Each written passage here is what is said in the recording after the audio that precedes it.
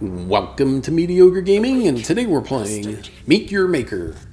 Well, good morning, good afternoon, and good evening. I'm Zarel. Let's get to it. So today we're going through the ropes. But before we get to that, if you like this video, give it a thumbs up, smash that subscribe button, and ring that bell to be notified of all future episodes as soon as they go live. So let's get into it. So Meet Your Maker is one of the PS Plus games for the month of April. And it is, I want to say it's channeling a little bit of Fallout, at least in the beginning scenes here. So as we come to find out, humanity is fallen, for whatever reason, everything's kind of gone to the dogs, so to speak. Everything's crumbled, fallen apart, people have died. And there's just not much left other than the wasteland that was left behind.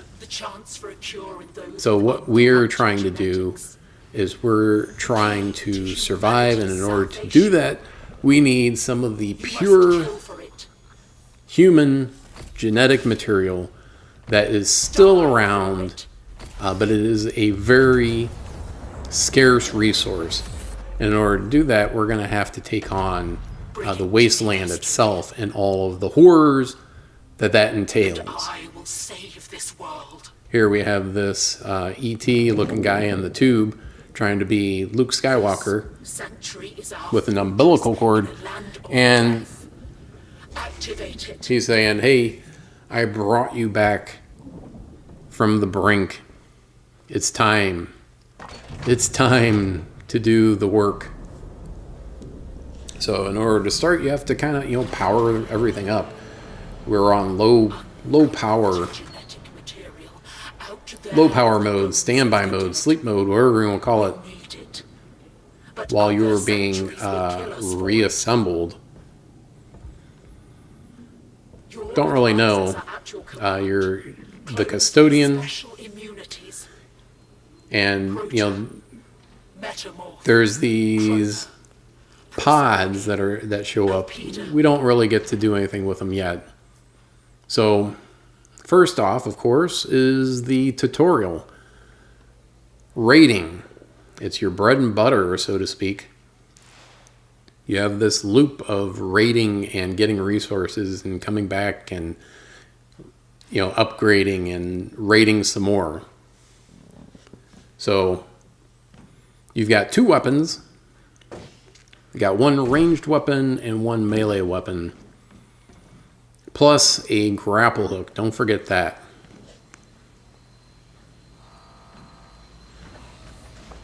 So if you ever fall down a hole, a well, basically, you can make your way out with that grappling hook.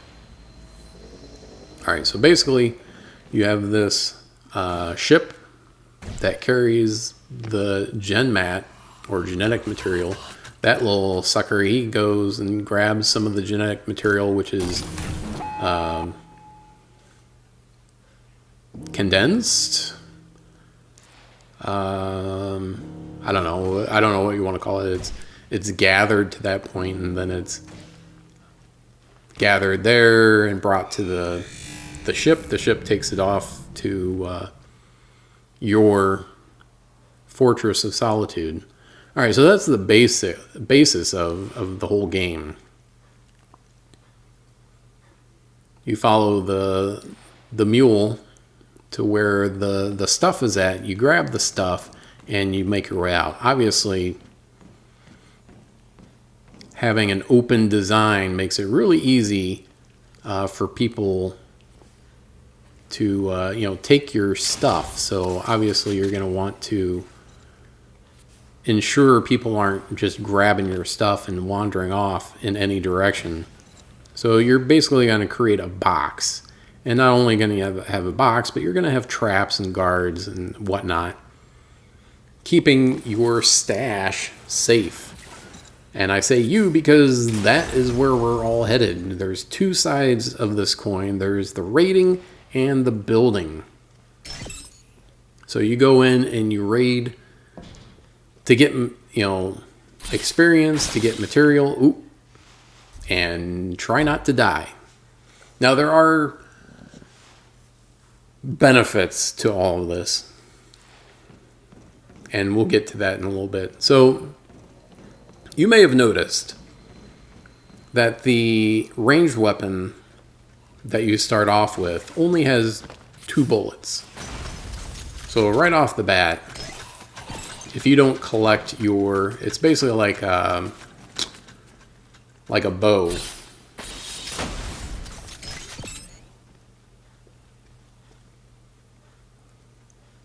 So you shoot it, and then you can go and retrieve it from wherever you shot it. The range, there is drop off, and I'm going to say the range is not great. It's more of a Nerf gun than a weapon of mass destruction. Because you look at that, that was way off. Way off. I mean, I probably, 30 feet away, and it's got that much of a drop. All right, so we grab the stuff. Now this time around, we find out that, oh hey, you know those traps that you destroyed before? There could be more.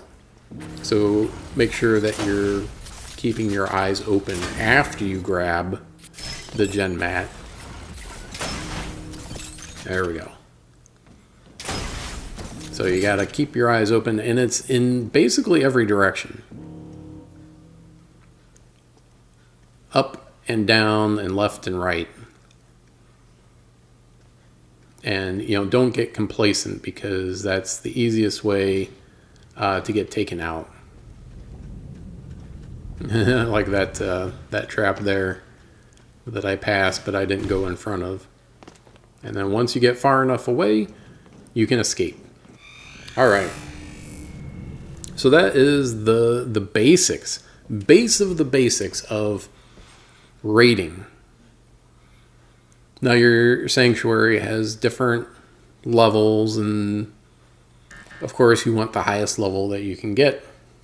Every level that you go up, you get some extra resources, and raiding will allow you to get both experience points and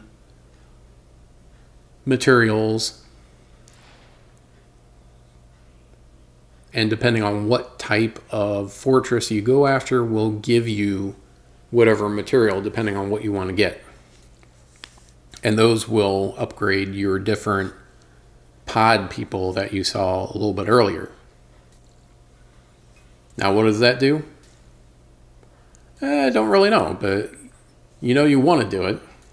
And the only way to get more materials at this point is to go raiding and get more stuff.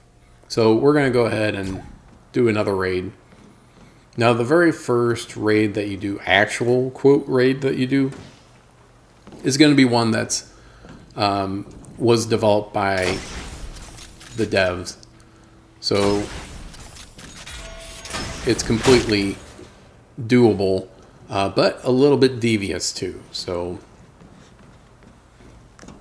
make sure that you keep your eyes open. Now you can follow this guy. Now you'll also notice that after you die, all the traps that you took care of are back. They're back, they're reloaded, they're rebuilt. So however long it takes for you to come back is apparently enough time for the fortress to come back online, fully functional. Now, you want to destroy all the traps that you can, because they all will give you XP, and in addition to that, this guy's stuck. Ooh.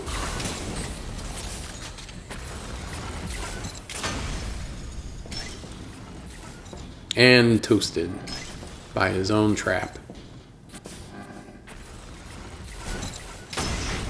There we go. Yeah, keep all your ammo, because once you shoot off those 2 bullets, you're done. You've got nothing left. Did I get him? Trap destroyed. Now don't forget you also have a melee weapon, but just like your ranged weapon, you do have a cooldown, so once you swing the weapon you have to wait. So make sure you get all your ammo back. I got to. They do pulse slightly, so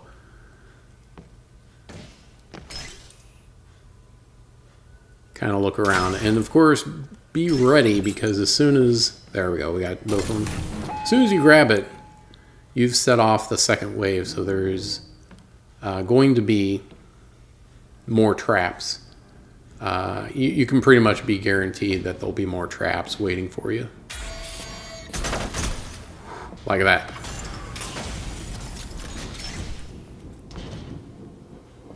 You know, maybe everything is first wave only and there's no second wave, but you know, getting complacent is a good way to get taken out. And there's no running, so you just have to go normal type speed. So there we go, we got it rated. Only died one time. We got a couple near misses though. So then this is what you're gonna see after every raid. See what you actually got from them, and you know, as a result, what happens.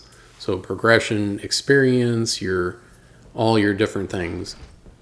And then if you get enough of the stuff from the different places, then you can upgrade your operator, your pod person, and strengthen the chimera, your sanctuary. So the sanctuary is, you know, kind of off limits, but you will, of course, be going on to the building stage, which is the other half of the game. Because not only are you just attacking other people's forts, but you're also wanting to defend. And you say, now why would I ever want to do that? Because I'm putting myself out there. Why would I want someone else to steal my stuff? As a kind of carrot for you, the devs say, you know, you build the thing, because then even when you're not playing, you're going to be gathering material.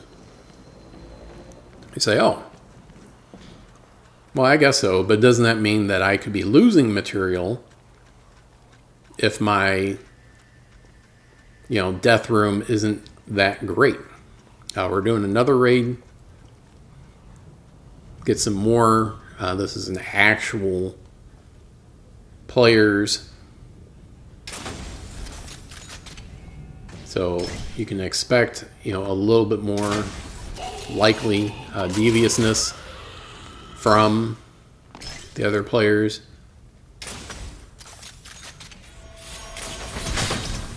Oof, 2 directions. So back and coming back to it.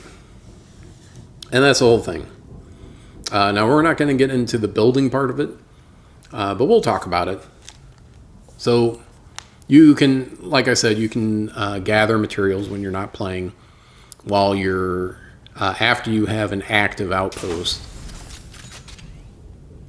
And in addition to that, people that die, and even if they succeed in taking out your outpost, you still, if you, you know, if they had to try a couple times before getting out, then you're still going to be getting things. You're still going to be getting, you know, some parts and XP, likely, from each death that occurs in your fortress. So having a good fortress, having one that has a more layered approach, kind of like, oh, you get a little bit farther in and then you die. And then you get a little bit farther in, and then you die again. And then you get a little bit farther in, and you die again. You get the thing, and you start making your way out, and then you die again. And each time you have to go back to the beginning.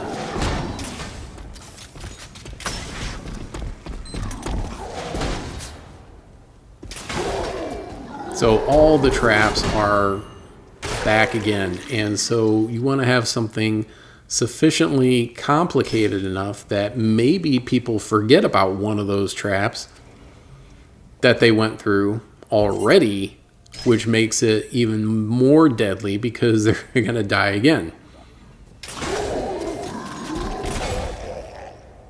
Now, during my brief time with Meet Your Maker, I've already come across a quite devious outpost that basically cannot be conquered solo. You'd have to play with another player. And that's another thing that I should bring up. You can play with a friend. So the difference being that when you play with a friend, if you go down, your friend can bring you up.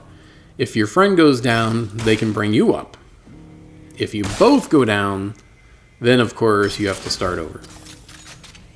So that does make it a little bit more risky. I should have seen that. No, we're gonna go fast forward through the part that you've already seen. So playing with a friend is highly sought after, or should be, because it should make raiding much, much easier. Because think about doing all this, but with another player.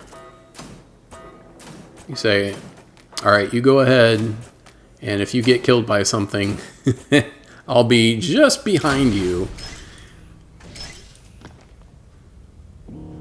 And you just kind of take turns, you know, going further into the fortress until, you know, you get out. But like I said, this is best as a more of a dungeon crawl. Now, additionally, now I've not gotten into it, but as you're going along, as you get materials, you know, some of these traps, they drop materials, as you've seen, parts, synthite, etc. Different colors do different things. You need certain things for different upgrades. And that's what you're doing. So not only do you have your weapons to get better weapons or to upgrade your weapons, but you also have your fortress that you need upgrades for that will, you know, upgrade your traps, get different traps, get mods for traps to make them more lethal.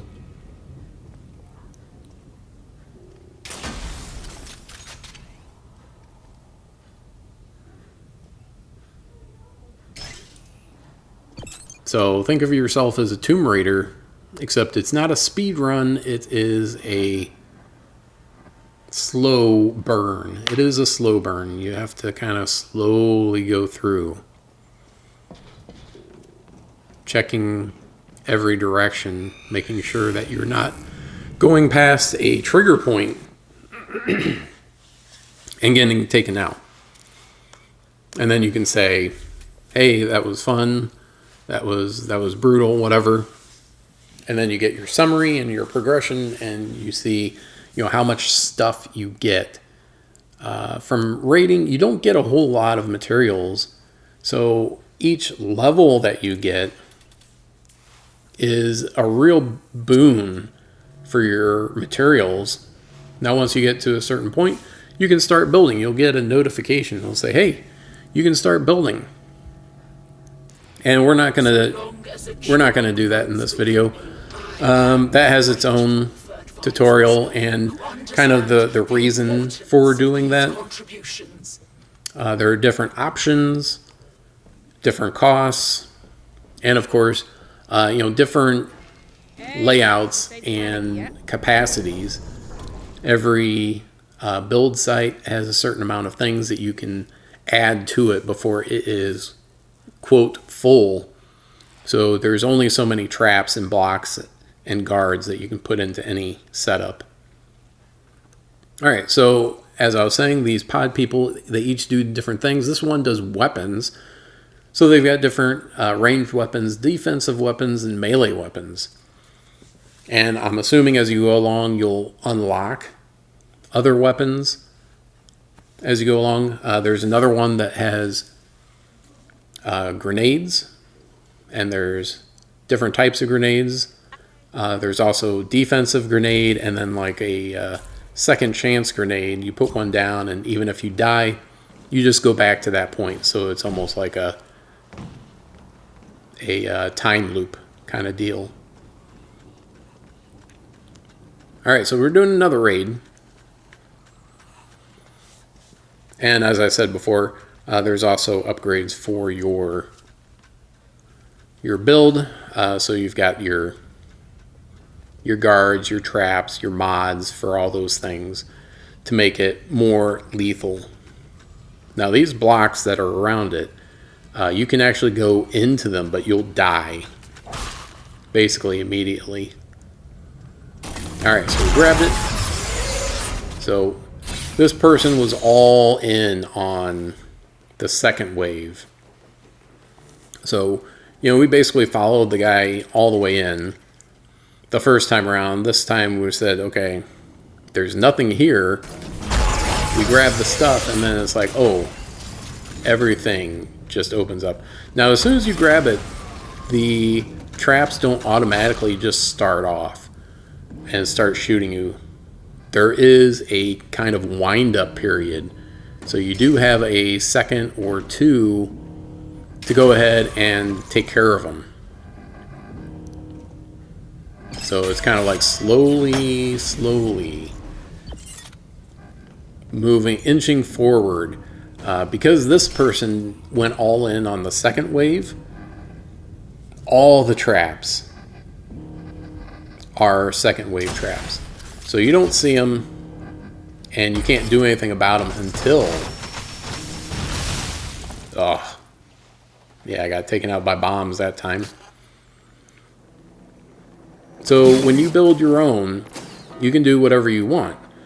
You can have, you know, part or mostly first wave, partly second wave, all second wave, all first wave.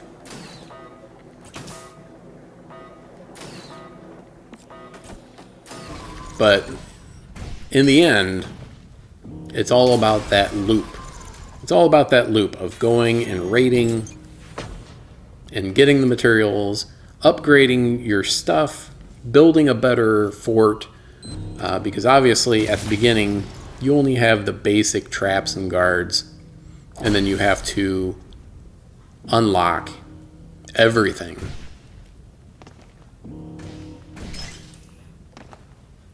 Now if the ceiling's too high, you can always use your grapple hook to retrieve your ammo. Now here like I said, since they've gone all in on second wave, it's made it very difficult. You have to crawl out. So you run in, but you have to crawl out. So instead of doing the, okay, I got to do this, then I got to do that, and I got to take care of these traps on the way in. In general, I would say it'd probably be better to go half or more first wave and then second wave for the rest. So you should have some second wave. I mean, that's just my philosophy on it. There we go. Ooh, bombs. Oh, that was close. Bombs are really brutal because they can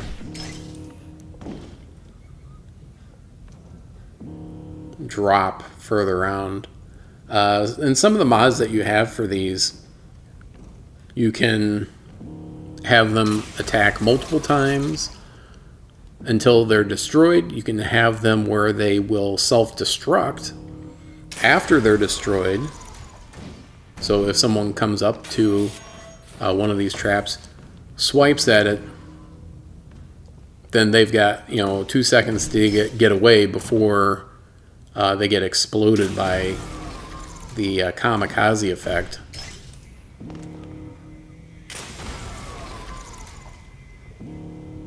Yeah, at some point, it's like you want to be able to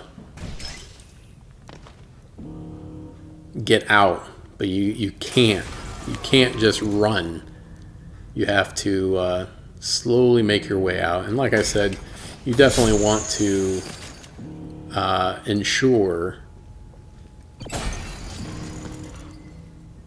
that you make it out with the least number of deaths. From the other side of the coin, if you're building a crypt, you want to make sure that people are dying as often as possible before they steal from you. So that's the whole thing. You want your fortress to be impenetrable in the sense that it is difficult to get in and it's difficult to get out.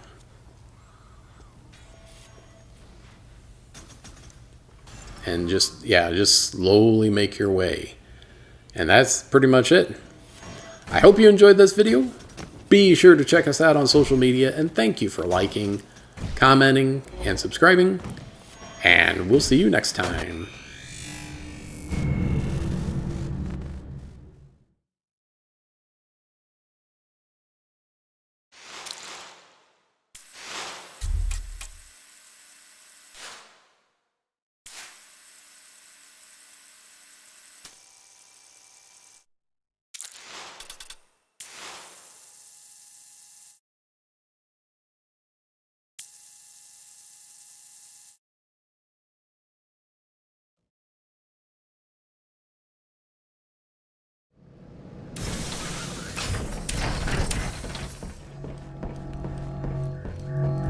We were both made with a purpose. We do this for the future.